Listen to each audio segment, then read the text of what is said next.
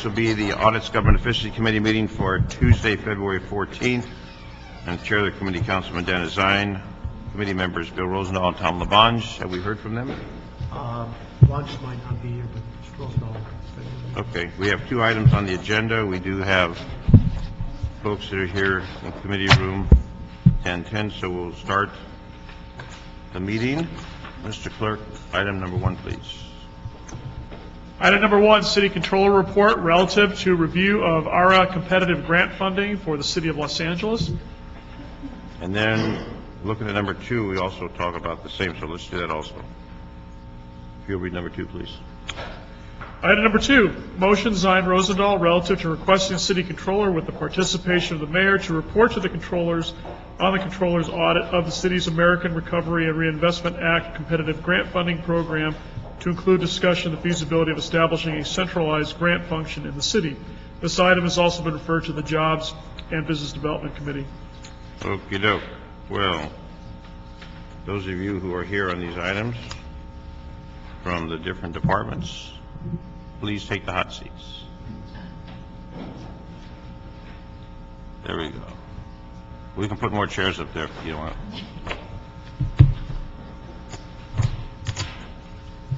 We can put these together since they're obviously connected. And Jim, maybe you should start since you know everything, supposedly. Allegedly. I'm Jim Clark. I'm director of the Mayor's Office of Grants and formerly director of Federal Relations, and been the point person for the Mayor's Office on the ARA grants since the legislation was passed in February 2009. I can start by giving you just a summary of where we are, and then we can go into. So I'm referring to what you should have received is something that the CAO's office and our office publish each month, which is called Stimulus at a Glance, and it gives you really a snapshot of what's going on with the ARA program. We were awarded $611 million is the total for 110 projects. Of those 110 projects, we've completed 26 of them to date. We have spent already over $391 million, which is 64% of the total amount of the ARA grants that we received, and we have committed 96% of the total funding, which means we have items that are under contract and we have obligations to spend that money. So if we spent 64%, we still have enough to finish the remaining projects? Yes, sir. In fact, the deadline for most of the ARA projects is September 30th of this year, and as of now, all of the ARA projects are on track to be completed within the deadline, so that we will not miss any deadlines on expending the fund for any of our ARA projects. So are those, from the 26 to 110, are they smaller projects so they can be completed in a timely fashion? Well, some of them are, I would say, multiple projects where they're all going to coincide at the same time. They could be CDBG projects or the Energy Efficiency Conservation Block Grant projects. If you'd like, we can give you a detailed breakdown of which projects are. I'm just looking at 64% already spent, and you've got 110, and you've only done 26. Right. And there's I think 64% versus 100%. Well, we can't really close out the project until we've done all the final billings and get the invoices in. So we keep the projects, quote unquote, open, even though that they are substantially been completed and the money has been spent. So in other words, you think the 611, which the original total awarded, will have sufficient stretch to do all 110? Oh, yes. Okay. Yes. All right. That was my concern. We're joined by Mr. Rosendahl and our controller, Wendy Gould's here.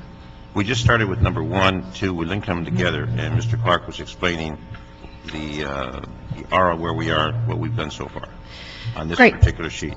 And if you, clearly I have my wonderful staff here who are even more, knowledgeable than I am. But if you'd like, I can just give you a little bit of an overview from our position. We can finish with that, and then we'll go on to the whole audit. This gives us a foundation, and then we'll do the audit part. So go ahead, Jim. Some points that I would make, particularly as they might relate to the Controller's report. About 55% of all the money that we were awarded, that we've been awarded through ARA, has been a result of formula grants. Formula grants being You know how much money you're going to be getting. It's divided up by a formula that's given out to different cities and counties and states and that sort of thing. About 45% of the money that we've received as a result of competitive grants.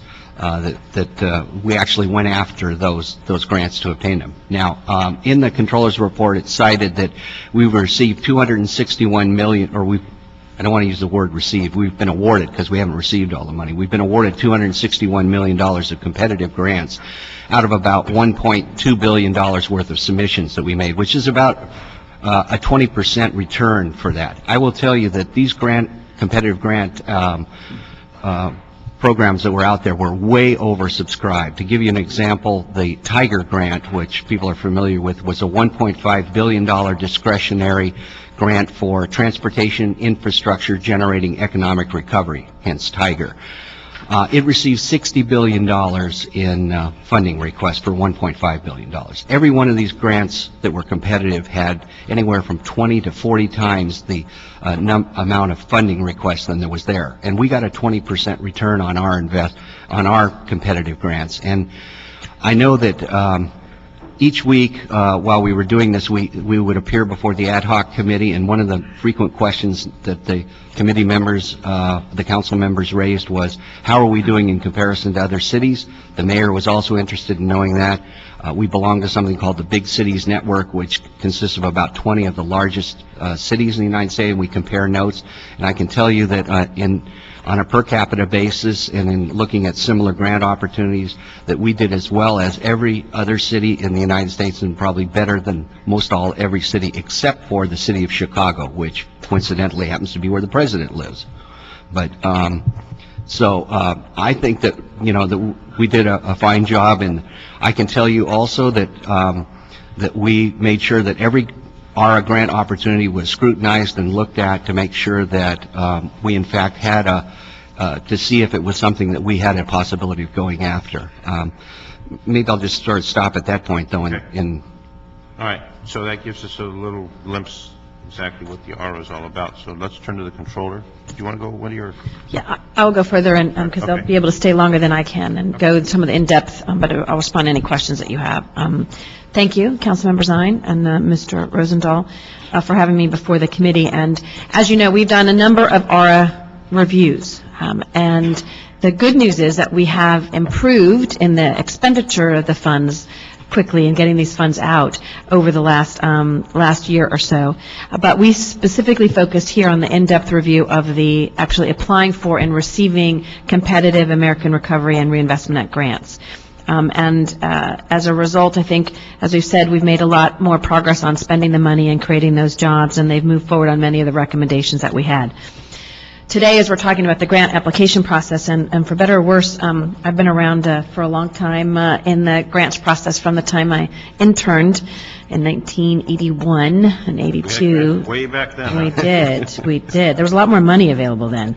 And have seen different models and different ways in which we have looked at how to apply for grants. And this is the second audit that we've actually done, that the Controller's Office has done on applying for grants. And what we acknowledged is, and I think the Mayor's Office indicating, we did good on some of that. We could do better, and I think that's always what my audits are looking for, is how do we do better?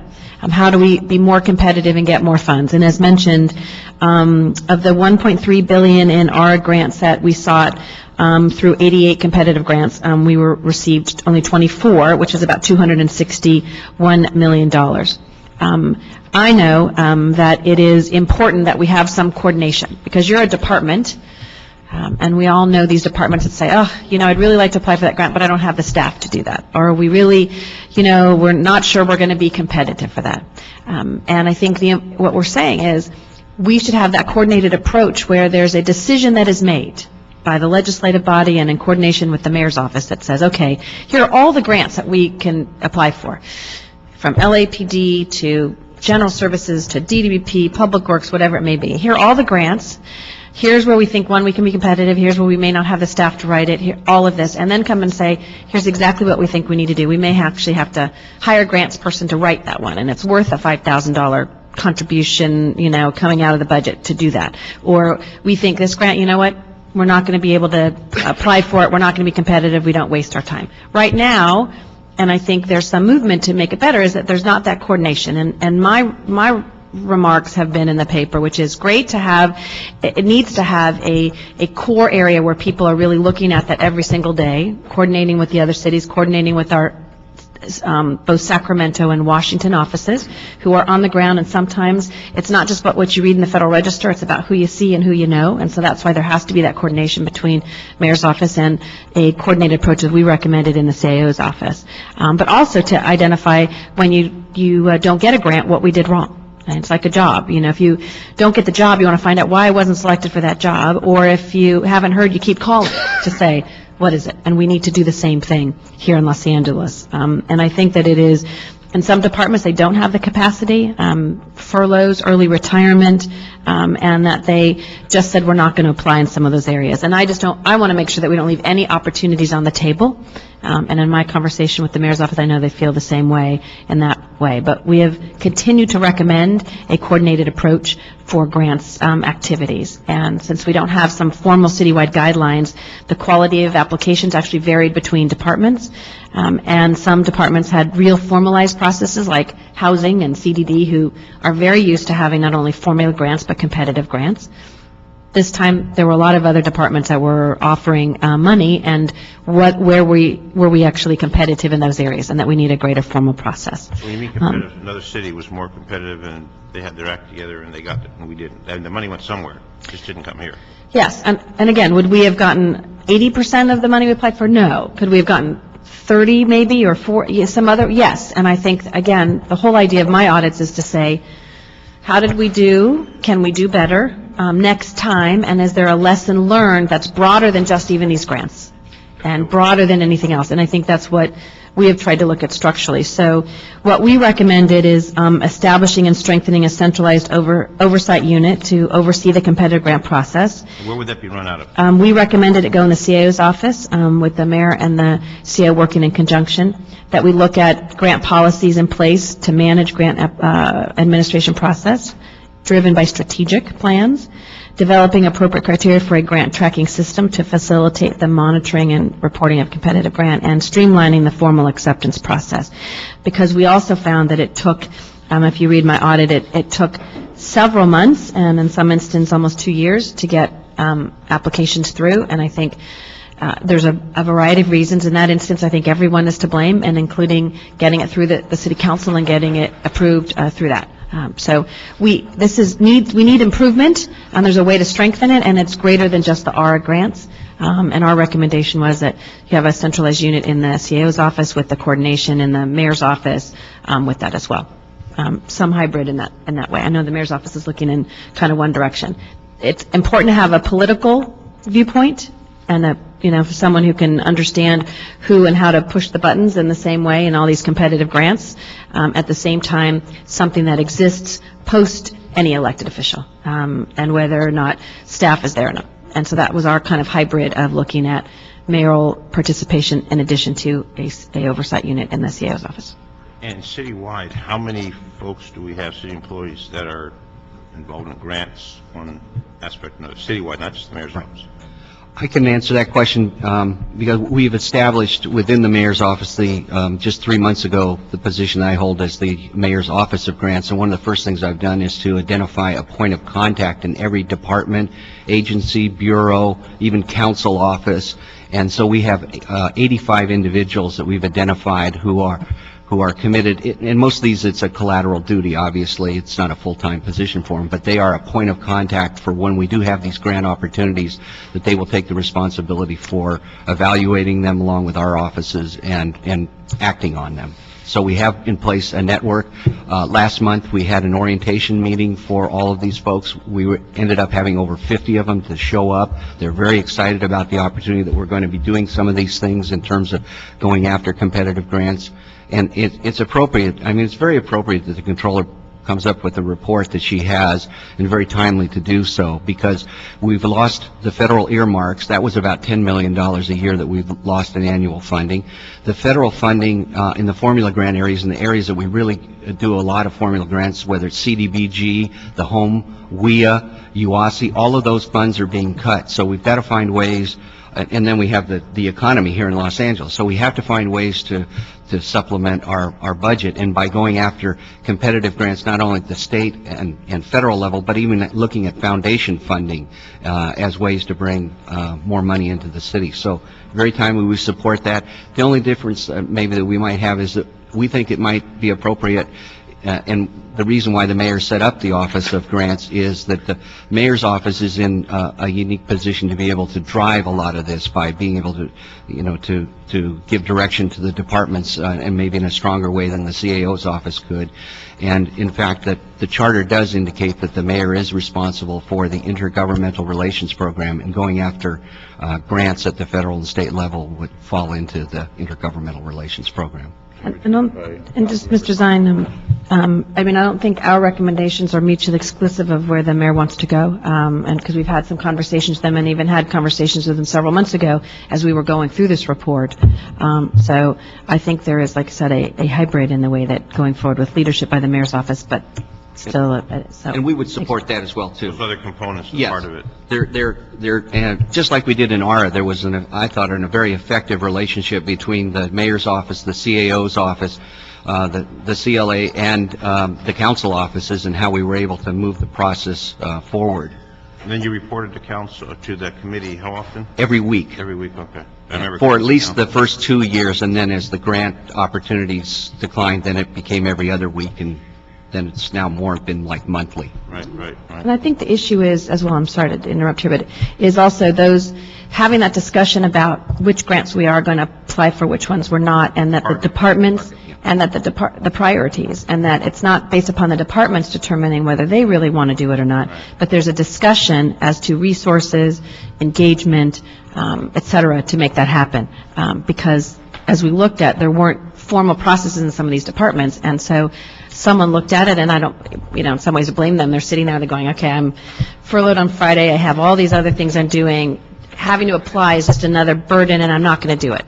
Whereas maybe if it had gone up the chain, we'd said, you know what, it's actually going to provide more resources for us to do the job, and so we think you should apply for that, and that's how we're going to do it. And so we just think that coordinated approach is important. And I don't know if my Well, before crack staff over there have anything I missed in my... This reminds me of what the police department has implemented with CompStat, where they have the command staff of each division.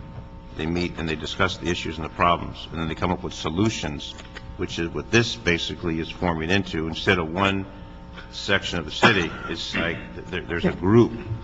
We're going to do this, we're going to do that. Because as it stands now, while the mayor's office was involved, and as you say, controller, some departments, for whatever reason, just neglected. And I think putting it together with the CAO, the CLA, the mayor's office, the controller's office could be a part of it also, so that it's all there. Have everybody playing together for the benefit of the city.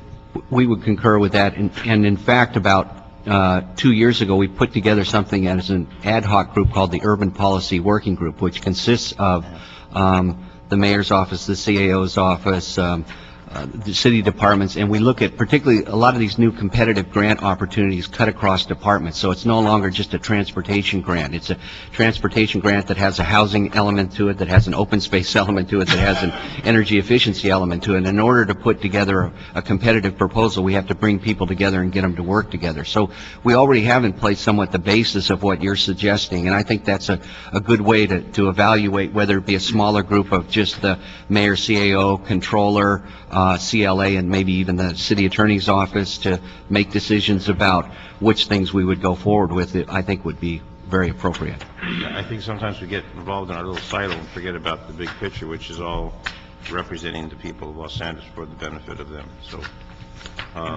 did you want to, some of your... I don't know if there's anything I missed, and they can answer questions. I did okay? All right, so there you go. You're very smart to agree with the controller. That's called job Rule security. Yeah.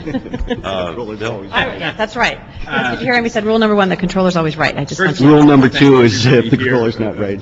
Ms. Brew, for your leadership on this, and Jim Clark for really what you've done over the years on this. We've been very grateful for everything you've done. And I think Ms. Design asked the questions that need to be asked. Let me just follow up on a few. Could some departments potentially be disadvantaged by centralizing the grant functions of the city, such as the proprietary departments?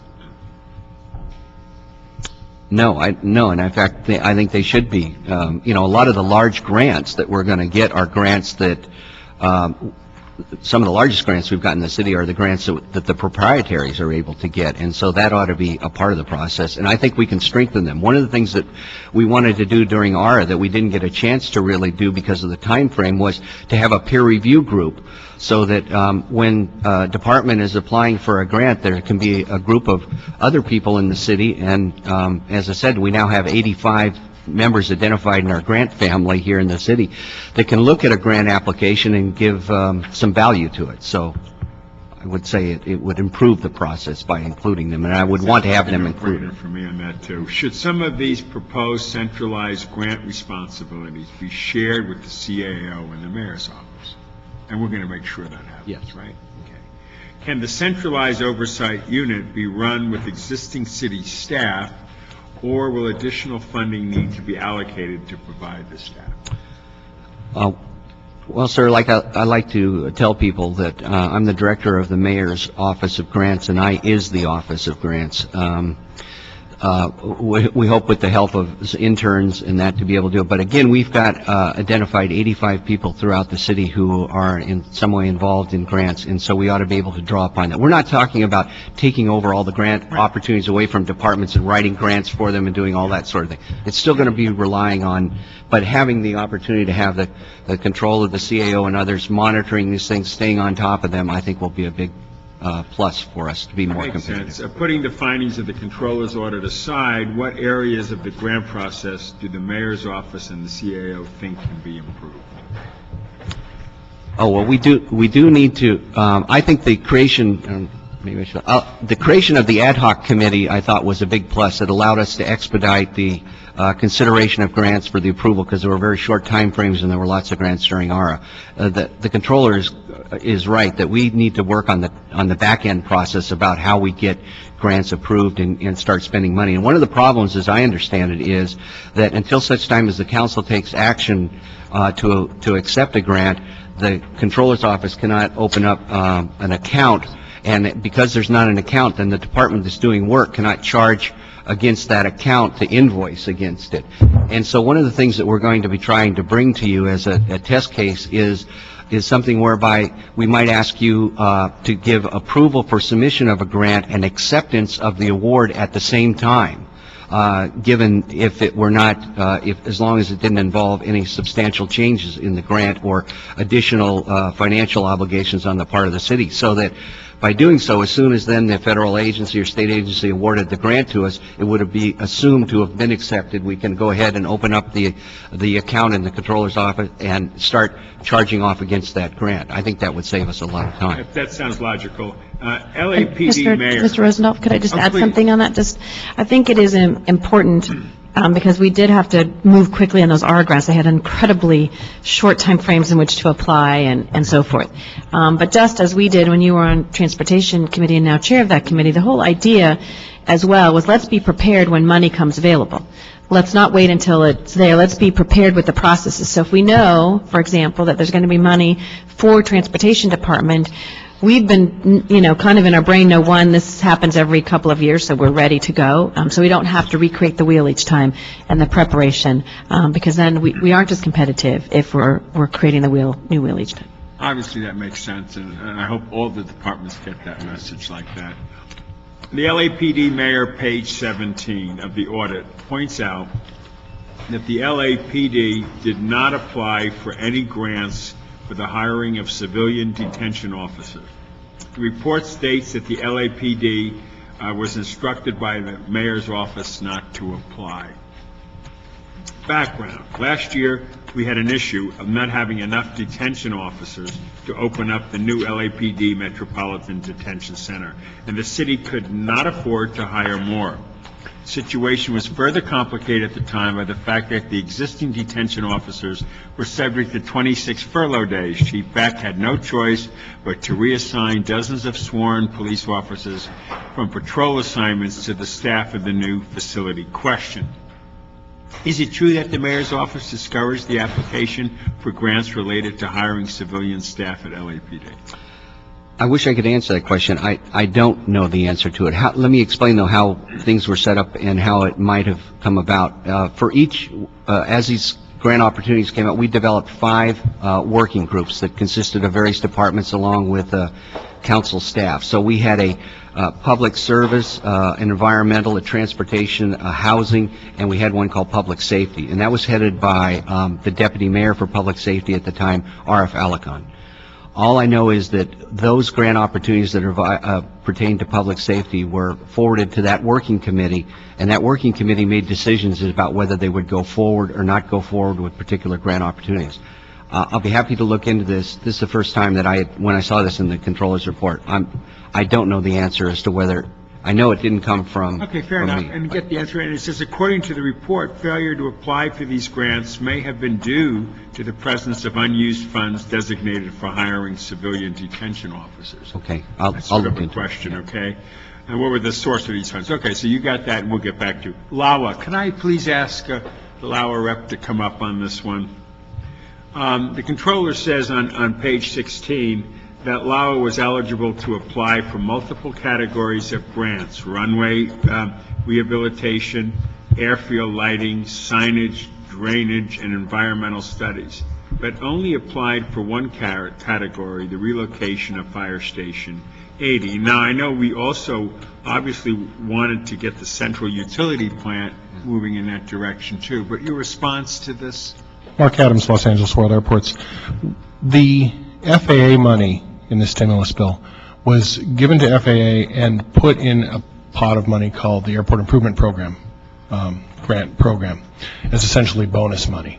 FAA, through their formulas, went to each airport and said, you are entitled to so much money. In our case, it was about $15 million. Based on the program eligibility requirements in terms of shovel ready and ready, project readiness categories, we had the fire station project, which fortunately was budgeted for a little more than $15 million. And so basically, rather than applying a bunch of little tiny projects for our $15 million cap, we applied the one fire station project for the $15 million cap. We could have applied for more, but FAA would have rejected them because they gave us essentially a $15 million cap on applications. We also applied not under the FAA grant program, but through the Department of Energy grant program for a competitive grant for the central utility plant. Right. But unfortunately, as Jim indicated earlier, all those competitive grants were massively oversubscribed, and we scored well, but not well enough to get the grant, unfortunately, on the central utility plant. But that was outside the FAA program. That was the Department of Energy program.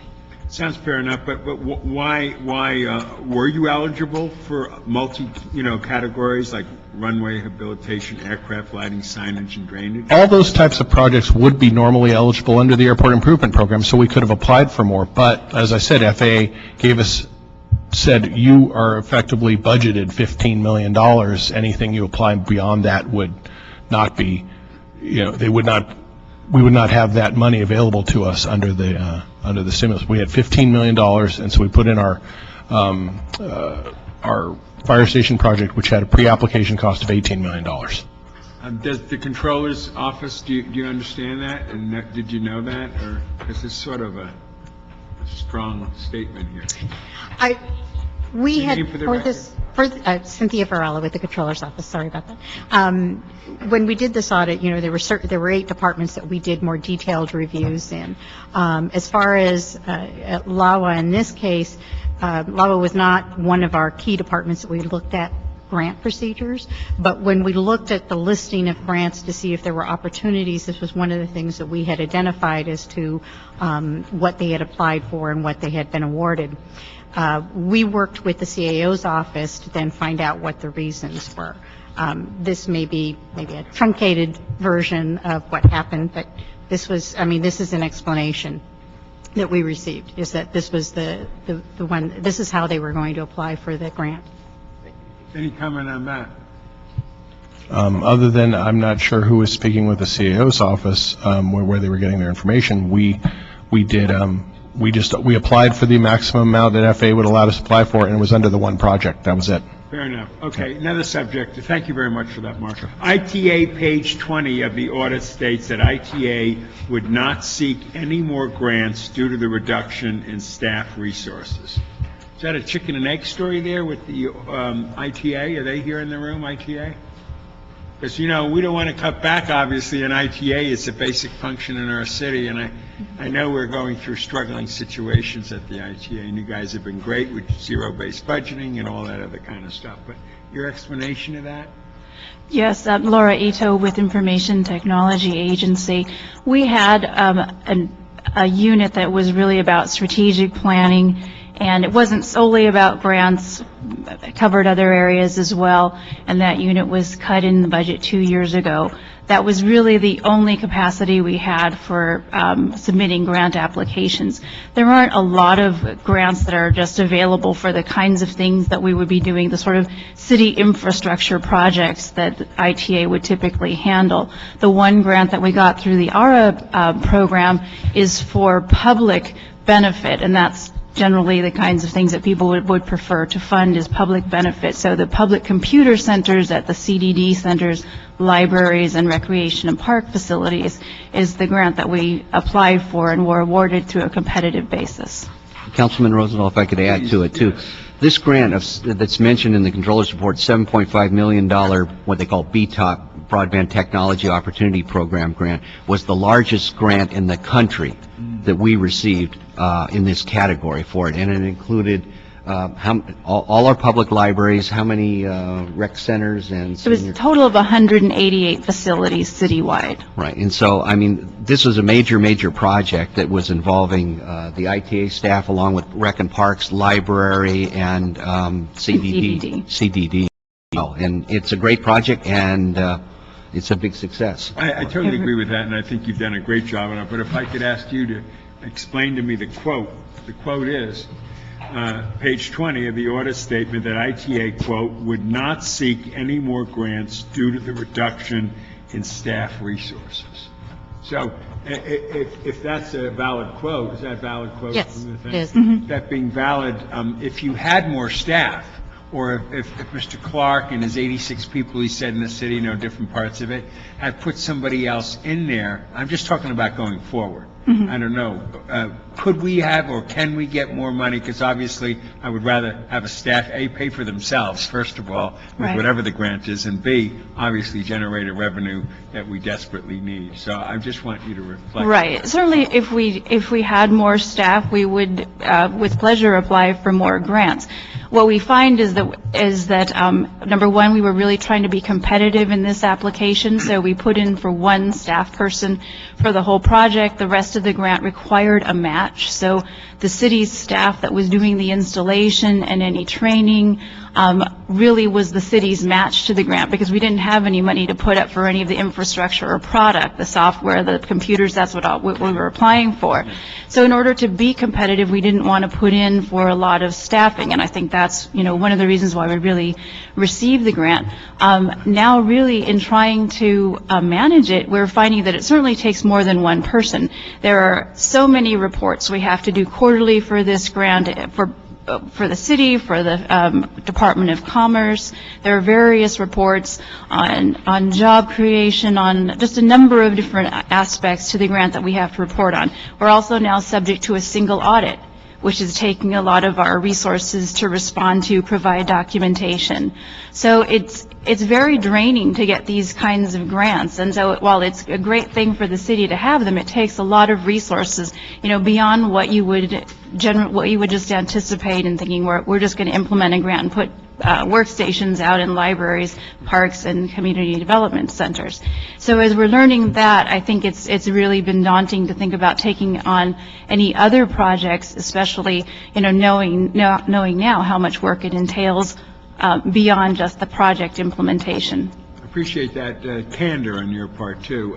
Jim, is there any opportunity for more ARA grants that could assist ITA, and are there other resources we could put in place to help get it? The ARA grants are gone pretty much. The money's been passed out by now. But one of the things that we are doing, what I'm very excited about, is not only did we form within the city this urban policy working group to coordinate our activities, but we are now working in conjunction with some other outside entities as well, something called the Los Angeles Regional Neighborhood Revitalization Initiative. Right. That involves about 5 or 6 other public agencies, including the county and the school districts and that.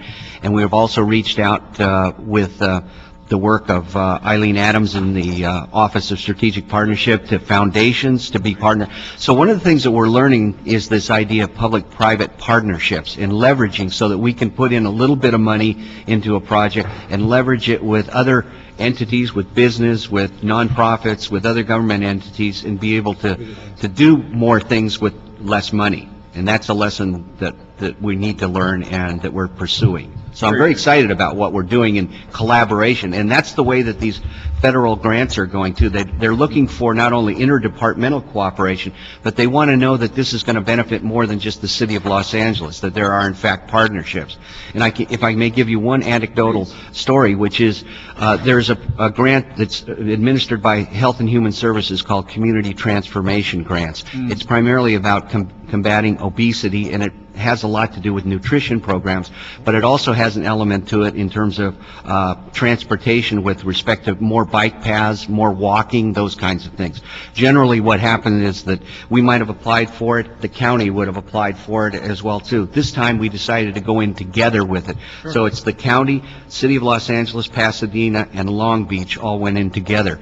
They received the award, of which we're a subcontractor on it, for $10 million a year for 5 years. It's a $50 million grant, of which the city will stand to get about $20 million. So instead of going our own way and trying to see if we can get some grant, the idea of cooperating with someone else and getting results, that's the kinds of things that we're looking to do, and that's where we would, in this case, find a way to partner with somebody else, outside nonprofits, whatever. I think it's beautiful, and I'm glad you outlined that to us just now. And Eileen Adams is a treasure to the city in the public-private partnership. My last question, no, thank you for that, is DWP. Is anybody from DWP in the room? DWP was, the woman was working on her budget, and did she call her? Hey, ITA, don't leave. I didn't ask you any questions. Oh. So I don't know if I can answer the question. Okay. They were working on a budget, but I'll be happy to try to answer it. Because the one line in here that I'd like, again, the auditor to repeat was on page 21. 21. The audit highlights that DWP does not maintain written grant policies and procedures, yet the DWP was awarded $96.3 million in our competitive grants. I'm just curious. I can answer that question because I know that DWP was not in the habit of going after grants, and that was one of the problems with the whole ARC. I mean, we had some departments, like the controller said, that have established policies and that are used to going after competitive grants. But I would say a lot of these opportunities, these departments had never done grants before, and it was very difficult to do, and DWP was one of those that had not. So her recommendation about doing, coming up with some written procedures and some standard-wise is a good one. In fact, just today I've done a survey of all of our 85 folks to find out who has written policies, who doesn't, and see if we can get those together. And hopefully what comes out of this committee meeting, whatever group emerges out of this that you decide to put forward, we can start working on developing those procedures. Thank you very much for everything you said so far. Yeah, I just wanted to ask, what I think we missed the opportunity on is putting everybody in a room. I mean, I don't know if you have a room, and I've discussed this before, even with the CEO's office and others. What's the mayor's number one goal? Among public safety being the first thing. Well, if you were talking about grants or funding. No, what's his number one goal? 4-letter word, after public safety. Begins with a J, has an S on the end. Jobs. Very good. Okay, so you're in a room, and you tape up all these things, because what you have now is resistance because we can't figure it out. Okay, what we have is resistance. There's a tremendous amount of propositions that are out there. There's grants, there's other things, and if it all leads to jobs, how does it work? I don't believe we have a room where every opportunity for a grant or a funded project that turns to a job, whether it's a building a fire station, improving a road, or whatever, is there. And you could separate, and the harbor has it, they got it down. The airport certainly has it down with Gina Marie and their aggressive activity there, thanks to Janice Hahn and Bill Rosendahl and the mayor for pushing that project real big out there. But I think some of our other projects are sit there. Because I was talking to BRT, you know what BRT is? The Wilshire Boulevard? Yes, right. When's that going to be done? When's that going to start? 2015, that's a bunch of baloney. And that's with a capital B. Because the street is horrible. Unfortunately, there was some kind of a political challenge in the West End that stalled it. It's one of the worst streets in the world, and now we're waiting. And I don't understand. And then there's some things that I think we have to question. How much of an environmental assessment do you have to make when you rebuild a roadway that exists? I don't understand that study. And I'm going to talk to Gary Lee Moore, if you're listening, Gary, to say, how can we do this? Because it's a horrible condition of a street from basically Wilton through Fairfax. Right. Through Fairfax. And now everybody waiting. I would just hope, as a friendly amendment, that the mayor's office could find a vacant space in this city hall, which there is, and create a walk-in. If you meet once a month, there's all these projects. Because what's happening to the city, it's a challenge, but people are missing. So there's a project and it lands on this desk, but there's nobody at that desk anymore. And finally somebody gets up and looks, oh, that desk is not filled, so something sits for a while. So I really think there needs to be a little more aggression there. I want to ask ITA a question. How many exempt positions does ITA have in the management? Do you know? Because there's like 346 people who are exempt from civil service. I believe we just have 2 exempt AGMs. Right. Well, they should take it home and look if there's any grants. I just think it's horrible that someone says we're not going to apply anymore because we don't have people. I think it's just a horrible, it's an attitude that the city should not possess. Even though we're in challenged times, we figure it out. And that's what we want to do. Now, the key is to try. It's the effort to try. It's not to say we can't try to make this city better. And I know we're in a situation, and my problem now is when we eventually get off furloughs, if people adjust it to furloughs, we got to work for the people. We got to work like there's no tomorrow. And I know Avak left. Does anybody know what ITA was when Mr. Bradley was here, what the name of it was? Data Service Bureau. That was the name of what is technology. Now technology is about our life. And also there was grants, and I believe the mayor's office has to be the leader. Because when there's a phone call they got to make to Sacramento or Washington, it's the mayor's office of grants. Not some department of grants, not some office of grants. It's the mayor's office. So I hope that's what we're recommending in full support, and that we do put these projects up. You know, how many jobs could we get out of the zoo bond? How many jobs could we get out of Prop O? How many jobs could we get out of these things to put people back to work? Because the mayor is extremely passionate. And I just feel, just from my investigation, and I walk the buildings, because Mr. Smith will tell you get more out of the halls in City Hall than you do in City Hall, talking to people, that there's no one thing. And lastly, it's a small thing. I hate the music on 311 because it's not any good. And I will pay for music, I will pay for the rights to some rock and roll or something that would bring down-home recognition for Los Angeles than what we have. And I don't like to use the word hate because it's such a hard word. It's not anything that's good. I want to hear Arlo Guthrie and coming into Los Angeles. I want to hear Seeger, Hollywood Nights. I want to hear Nobody Walks in L.A. I want to hear... the LA Philharmonic that plays on... Not anymore. They got rid of that, Dennis. You haven't called 311. That's not like you. No, that's another issue. Well, they're closing I've gone over. I think you got your message. The other thing, too, and I think the mayor, I just want to say, if we're in exempt positions, I hope the mayor's office expects those who are in exempt positions to do double duty with the time that we're in right now. This is not we're fortunate to have these opportunities to serve the people. As elected and as those who are employed by the city. But those who are in exempt positions are extremely fortunate for the benefit that they have, for the talent that they have, to find ways to try to push it. Because if we're going to be winning the inspiration of the people who we serve, we have to do double duty. And I would just say if there's a grant out there, and the other thing too about grants, because I spent a little time with the county on some county commissions, the county, or if it has an opportunity to give a grant to Los Angeles or a grant to one of the cities, one of the 87 other cities, they'll run as fast as they can to the other 87 cities. Not because we don't need it, but because it's a bigger splash for them to give La Habra, Glendale, Calabasas, even Long Beach that, when we should get our share of what it is, because we're the next to San Gabriel. That is the oldest city, right, Mr. Zine? That's where we came from, San Gabriel. On the mission. All right, my time's up. They walked Thank you. across the bridge and got here. Thank you very much. I just think we should do that. Please tell your general manager I want to get new music for, and I'll pay cultural funds, which I save it for. I will take You know, that back, okay. yes. Thank you. Play that Randy Newman. I love L.A. You know, we could do it all. He played over and over. How many folks at ITA? What's the staff number? We have about 496 right now. Okay. So, one thing that I think all the council members would agree on is when you have 496 people, you have to set up priorities. And when you set up priorities, when you look at funding, and grant is funding, somehow the general manager needs to look into that and say, while it's all important, 496 is a lot of people, and they need to establish the priority. And grants, huge asset when it comes to receiving those dollars. And I don't think, and Mr. LeBon just made a comment on it, we can't do business as we used to do. It has to be restructured. The police department's restructured, the fire department's restructured. Many departments have not restructured.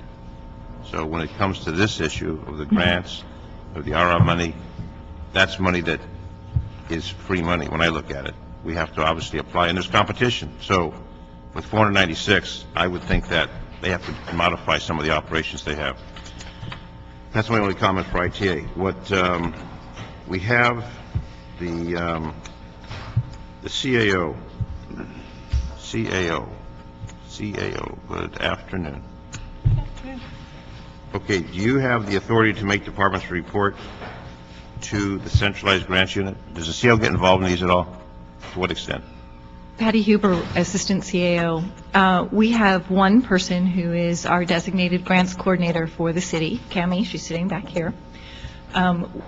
We can request departments to respond to us, and we do, and we follow up with them. I mean, we coordinate lots of multi-departmental reports.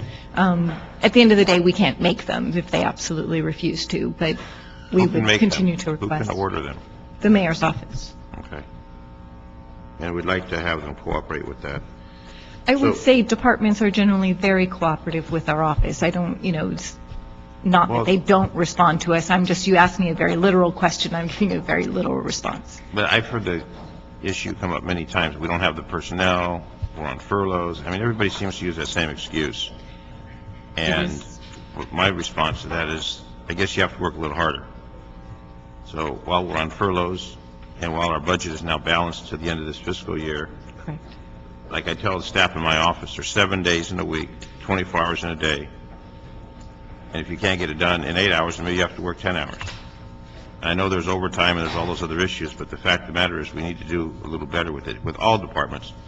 So what we're going to request here is to note and file the audit. Was there anything else from the Controller's office? And the harbor's here also. Does the harbor have anything to say about this? All right. Are there any other departments before we move forward on this item number 1 and 2? So what we want to do is continue the motion. We're going to continue this in this committee for 45 days. We want the CAO, the CLA, with the assistance of the mayor's office, to report back with recommendations to strengthen and improve the efficiency of the city's grant process, including relating to changes to the existing policies and procedures, oversight, change the city's grant ordinance. And the working group's going to come back here 45 days. So the groups involved again, and I wrote them down just to make sure I covered them all. The CAO, the CLA, the mayor, controller, city attorney, regarding the grants ordinance. We want them all involved. In other words, like Mr. LeBon said, all at the same table, and then come back in 45 days, the policies and procedure what we're looking at, making some changes. So the next time the controller does an audit to say, we got 90% of it, or we got 100% of it, but we can always do better. And this hopefully bringing everything to the table. But it reminds me of what happens in Sacramento, what happens in Washington, D.C. One political party's over here, another political party's over here, and the caucus decides what's going to be done. Well, what happens here is we don't have those sides. What we have is the group that comes together with all the entities say, what are we going to do for the people of L.A. to make this work? So we want to make it better. We've heard from a controller. We heard from the representatives from other departments. I think we can refine it and make it better. The way it's been working, but maybe we can tune it up a bit. And hopefully, pulling everyone to the table, we can make that happen. So, any other comments from you, Jim, since you're going to be the lead, I guess? Sure. I want to make an announcement that I'm very proud of. That's been long overdue, but we now have a new ARA website that I'm very excited about. We sent this to you. Wait. Throw out the name ARA. I'm sorry, Mr. Lavange, you've told me about this before. Yeah. The American Recovery and Reinvestment Act. Right. Right. Why don't we just call it Tiger? No. No, he makes a good point on it. Yeah, thank you. But we have a new website that I'm very excited about Thank you. that we sent to your offices last Friday to look at. It gives you a map of Los Angeles. It lists every stimulus site project.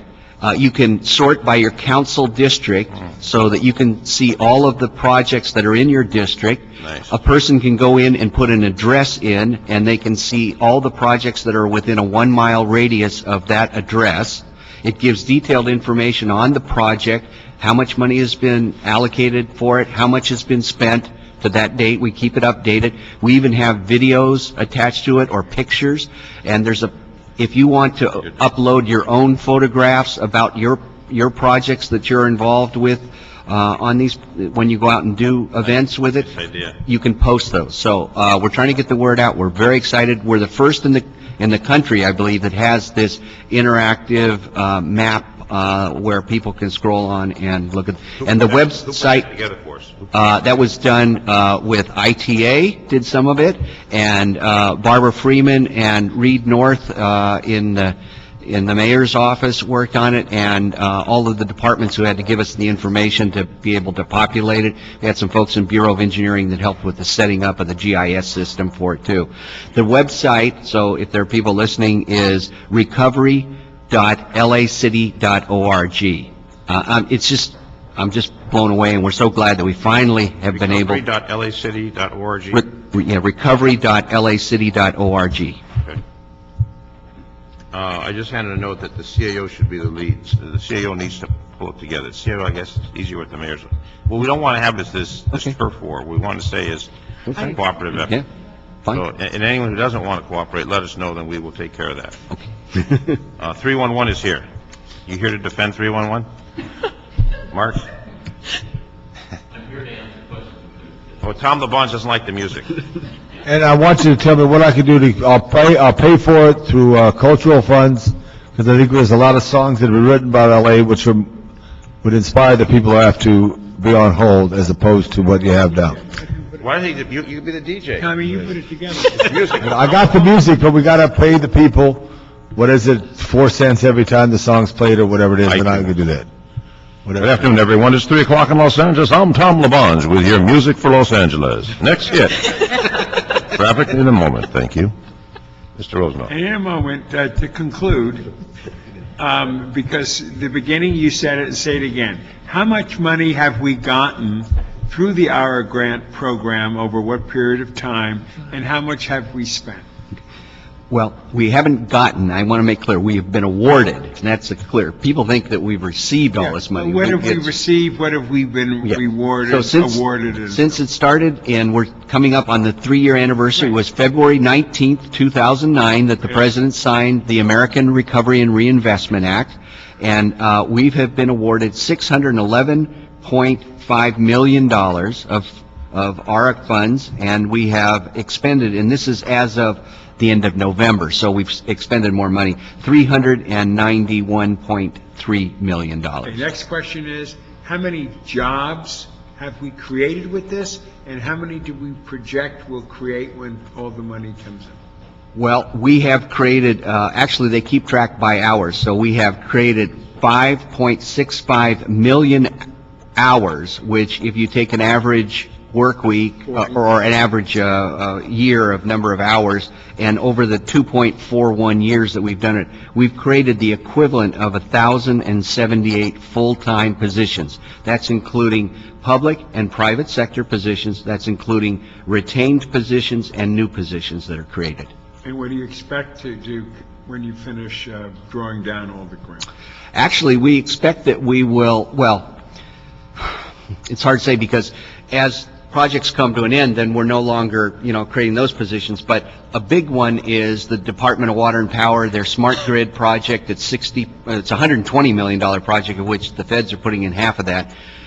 That goes into construction starting next year, and that's going to create a lot of jobs. So we'll be adding. And then, of course, if there were funding, or any way we could use any of the stimulus funds for summer youth jobs, that would be able to create jobs this summer. But Great, this is all good news. The last thing is, John, I want to make sure we put on my social media things, A, the website, and B, giving them updates from time to time on the job creation, and even the opportunity for a person to apply for a job.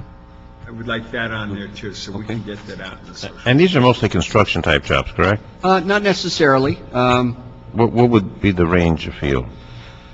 Let me think. Because every time I see a sign, it's about Yeah, I some mean, kind of there are, construction. our biggest construction project is Harry Bridges Boulevard, reconstruction down the port, and I don't know how many jobs that created, or whether the port can tell me. That was a big job. Aaron, How many jobs on the bridge? On the port. Harry Bridges Boulevard, do you know how many jobs? No, you probably don't know. Yeah. That's a big one. When they did the fire station out at LAX, that was a big construction. We retained something like, I think 85 jobs in our street services for doing the, You do a lot of street work. You do a lot of street work. that we did, yeah. Crew 152. So you may be right, but 252. there's also a lot of workforce jobs that were created, with employment and training kinds of funds that we had too there. So we had like $42 million of WIA dollars that we received. So and then if we can sustain those jobs, but like when the bridge is finished or the fire station is finished, then we got to keep those people working somehow. And is this the money that's come from the federal government on this, the Recovery Act? Does this all add to the federal debt of $14 trillion, or are there other dollars they're bringing in from other sources other than incurring a greater debt? it adds to the debt. Okay. So we're just Yeah. taxing But it ourselves. pales in comparison, well, it doesn't pale in comparison, but you have to also take into account the biggest factors that influence the national debt are the Bush tax cuts and the two wars that we funded without paying for them. Right, right. Okay. Any other questions, Mr. LeBon? Just one thing, too. On the 19th, what's the mayor doing on the 19th? You have a social calendar? Yeah, we're going to do an event around the fact that this is the 3-year anniversary. We'd like to be there. And we We'd like also to want stand with the mayor. and we want to talk about the new website too. We want to promote Right, that. but if we wanted to do something, it's something, Water Power does a lot of work. They're doing a big water line. Right. We're doing a lot of sewer work. You did American Recovery Act work on Fletcher Drive. Traffic was bumper to bumper. I'm in the street inspecting with Water and Power. Some guy rolls down the window. Instead of saying something, I felt he was going to say something totally nasty, but he said, "I want my neighborhood back." And then it was bumper to bumper. I was able to tell him, "We have to rebuild your neighborhood." Right. We're 100 years old in a modern city, in 1912. There's stuff that we're replacing now that's 1912, or others that we have to do, and this is helping us. So it's a positive. And I know the mayor's about jobs, so you could tie that all together, the impact it makes. We did the groundbreaking on Harry Bridges Boulevard with our Congress member at the time, and they've reopened both lanes for Harry Bridges Boulevard, so that might be something that we could go back Or and something closer to most of us could get to at a reasonable Okay. hour, and that of the press to say it's making a difference. And I tell people too, look at every plaque in the city, because there's a history to it. My high school, John Marshall High, the stadium was built by the WPA, which that's what it says there, and we all know what WPA meant, Works Product Administration, and that's all over. Now this is a special little part of our lives that we're getting things done to help our communities. And I know the mayor's been a champion, not just for the city, but also for all cities, because he's on the national board. So I hope we could stand up on that. It is about jobs, and that's a way to look at it. Because some people are saying, well, we're going to do this in 2017. I said, why? Why can't we do it now? Because we need to get people working now. But I sometimes think they're looking that we're just going to go at our pace instead of going at the pace that we need to do to help everybody get back to work. All right, so does the clerk have all the information that we need for that? Okay, Mr. Rosendahl, Yeah. we're done? The only thing is, I see the ITA guy in the back, and I'd like him to come up for a second on this. He newly arrived, so I just figured take advantage of the moment on this. Well, why not jump in?